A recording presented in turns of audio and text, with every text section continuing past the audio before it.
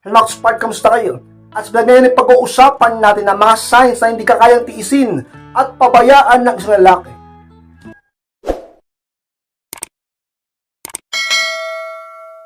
At kung handa na kailangan na po tayo at muli, be inspired!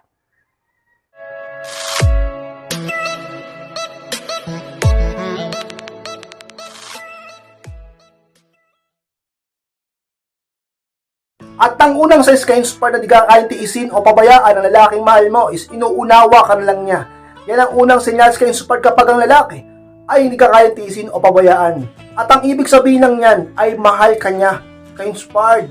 Ang isang lalaki, kahit gaano pa katigas ang puso, kahit gaano pa kaiksi ang pasensya, dahil sa tunay na pag-ibig sa isang babae, natututo itong umunawa.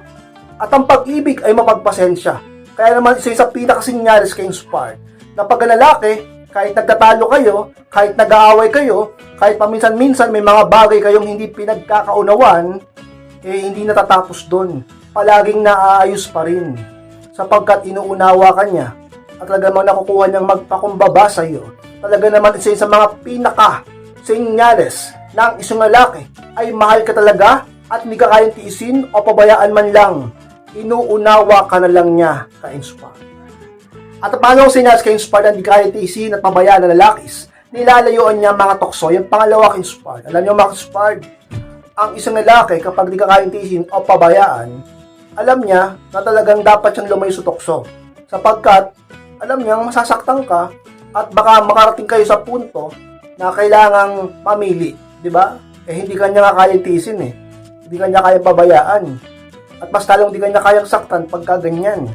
Kaya ang isang lalaking matalino at tunay na nagmamahal sa iyo, umiiwas siya sa tukso. Nilalayuan niya mga tukso. Hindi nilalabanan. Ang tukso, hindi yan nilalabanan. Nilalayuan yan.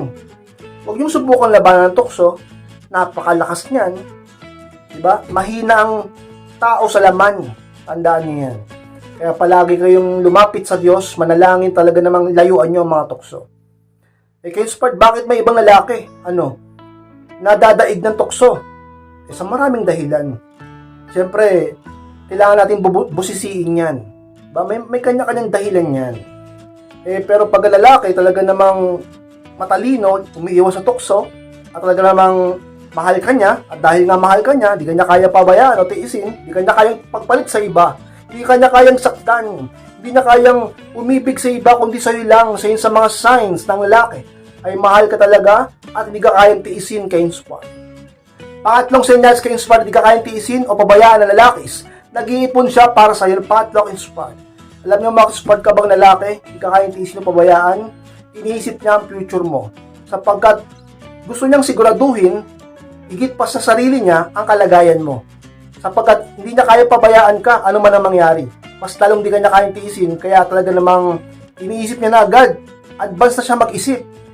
Nag-iipon siya, ganyan, pinaghahandaan niya yung mga bagay-bagay, nagpaplano, para ano man ang mangyari, ay tiyak na okay ka, safe ka, at talaga namang hindi ka mahihirapan ano man ang mangyari sa future. Sa mga senyales ng lalaki, tunay na pag-ibig sa'yo, tunay ang pagmamahal sa'yo, at di ka kayang tiisin, pabayaan ka inspired. Pang-apat na senyales ka inspired, di ka kayang tiisin, pabayaan ng lakis. Minsan kahit di mo sabihin, binibigay niya ang gusto mo, yung pang-apat ka inspired. Alam niyo mga inspired na lalaki, kapag mahal ka niyan, kahit hindi mo sabihin, minsan, kusa niya itong binibigay, nagugulat ka lang. Yung iba nga, madalas yung sorpresa pa eh. Diba? Yung iba talaga namang biglang nabibigla na lang kasi yung mga gusto nila ay alam pala na lalaking mahal nila. Diba? Ganun yan eh. Hindi ka niya kayang tiisin, hindi ka niya kayang pabayaan. Kasi pag ang lalaki, kaya kang tiisin, kaya kang pabayaan, wala siyang pakialam makuha mo man yung gusto mo o hindi. Pag ang lalaki, kaya kang tiisin, kaya kang pabayaan, wala siyang sabihin nating effort o ka-effort sa mga bagay na magpapaligaya sa'yo. Okay lang kahit na malungkot ka, okay lang kahit hindi mo makuha yung gusto mo, okay lang kahit na mabigo ka para sa kanya. Kaya ba ng lalaki nagmamahal yon? Hindi niya kayang tiisin yon kung tunay kanyang mahal. Kung tunay kanyang mahal, hindi niya kayang pabayaan na ang babaeng mahal niya ay talaga namang hindi nagiging maligaya, kaya siya mismo ay kumikilos para sa'yo. Talaga namang ka-inspired sa mga signs ng isang lalaki, mahal ka talaga at di ka niya kayang tiisin at pabayaan ka inspired. Palimang senyales ka inspired na hindi ka kayang tiisin at pabayaan ng lalakis. Minsan kahit wala siyang mali, siya na lang ang nagsasorry. Yung panlima, ka-inspired.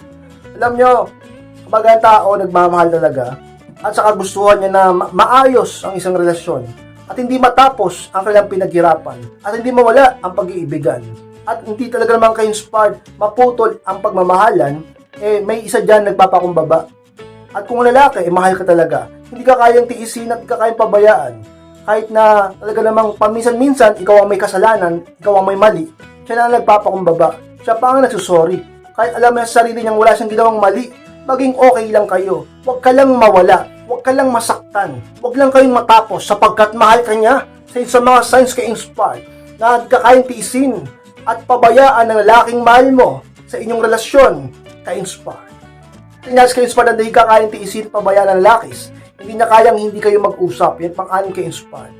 Alam niyo mga ka-inspired, pag lalaki mahal ka talaga, talagang di niya gugustuhin na hindi kayo makapag-usap. Ano man ang sitwasyon, ano man ang nangyari. Kahit nagkatampuhan kayo, ang lalaking tunay na nagmamahal kailanman, hindi kanya kayang tiisin. Yan ang talaga namang mataas na antas ng pag-ibig. Hindi ka kayang pabayaan. Mataas na antas ng pagmamahal, hindi ka kayang tiisin. Tandaan mo yan. Pag ang lalaki, ano man ang mangyayari, talaga namang ka-inspired, di niya gugustuhin. At talagang ang taong mahal niya, kung ito ay tunay na mahal niya, na hindi ito makausap, na hindi sila magkaayos. Ang tunay na lalaking nagmamahal, na may mataas na antas ng pagmamahal, ay di ka kayang tiisin sa pamamagitan ng ka-inspired anong paman ng sitwasyon, kakausapin at kakausapin ka niya. Tandaan mo ang sinyals na yung ka-inspired upang masabi mo sa sarili mo ng lalaking mahal mo ay talagang totoo sa'yo at mahal ka talaga, ka-inspired. Pangpitong sinyals ka-inspired, di ka kayang tiisin at pabayaan ng lakis. Sinasama ka niya palagi sa mga panalangin niya. Yung pangpito ka-inspired. Hindi pa talaga namang pag lalaki mahal ka talaga, sinasama ka niya sa mga panalangin niya, sa mga prayers niya, diba? Kaya ka bang tiisin nun? Pagka ganun ang sitwasyon, pagka ganun ang pinapakita, pagka ganun ang ginagawa, pagka ganun ang nais, na ilapit ka palagi sa Panginoon, kaya ka bang pabayaan nun? Hindi ka pababayaan nun. Inilapit ka nga sa Panginoon para di ka mapahamak, para hindi ka maghirap. Hindi niya gustong may mangyaring masama sa iyo, kaya sinasama ka sa panalangin niya, sa prayers niya. Diba? Sa tuwing siya ay mag-pray, kasi ayaw niyang mahirapan ka. Hindi niya pababayaan ang santulad mo. Hihingi siya ng tulong sa pinakamakapangyarihan sa lahat, ang Panginoon. Hindi kanya kaya tiisin. Kasi sa pinaka, talaga namang totoong pag-ibig ng lalaki sa iyo. Pag palagi kanyang sinasama sa kanya mga panalangin, hindi kanya kayang pabayaan, hindi niya kayang tiisin ang santulad mo. Palagi kanyang nilalapit sa Diyos, ka-inspired. Ka-inspired, maraming salamat po sa pagtapos ng vlog ito. Kung kalimutan na mag-like, comment, and share na rin po upang makatulong din po tayo sa iba. At sa mga hindi pa po nakasubscribe, ay mag-subscribe, click nyo po yung subscribe, click nyo po notification bell upang mag-update kayo pag may bago akong uploads. Gusto magpa-coaching na magpa-advise, pakamalis na po sa aking Facebook, may profile picture ko at pakichat ako. Ako mismo magre-reply sa inyo. Pag-usapan din yung problema sa pag-ibig in a relationship. Maraming salamat, mga ka-inspired, mag-ingat kayong lahat. Mahal ko po kayo at muli, be inspired!